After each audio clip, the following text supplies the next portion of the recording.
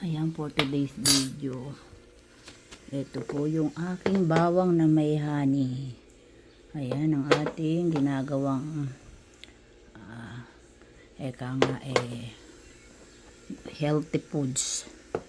Maganda daw kasi na yung mga girlets ay nakakakain ng bawang. Maganda para sa atin yan.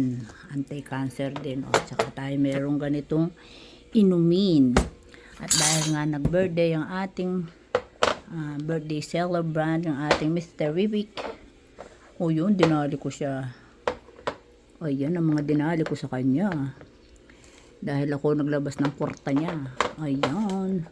At saka nga ito ang aking stobili. Tayo magminatamis kasi may panglaban tayo. Ayan po ang aking nangatain. Siyempre konti-konti lang naman yan. Titikman-tikman lang naman natin at pagsasama-samahin para sa merienda time. Ayan po ang ating merienda time ngayon. Tara, let's eat. Ayan po ang ating let's eatin.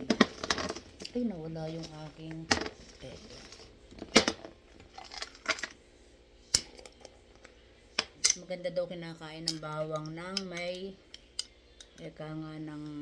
ayan, kasama sa honey. Oh. Sabi ni Doc Chani, kaya naman natain natin. Kasi daw nandun daw yung nayasin ba yun? O, diba? Dalawa. Oo.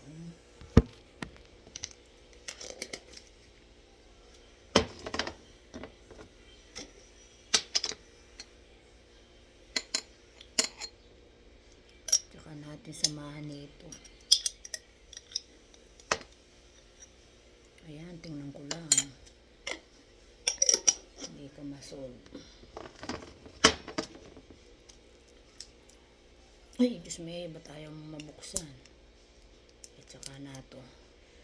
For today's video, saka na tungangata muna si Mi.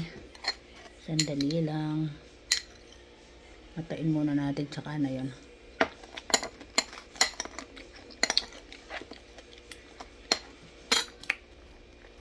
Gawa kayo ng ganito, masarap.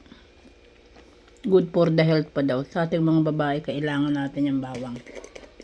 2 globes. Kahit nasabihin natin sabi ng doktor, 2 times. Kahit 2 times lang week. Ang ganda siya.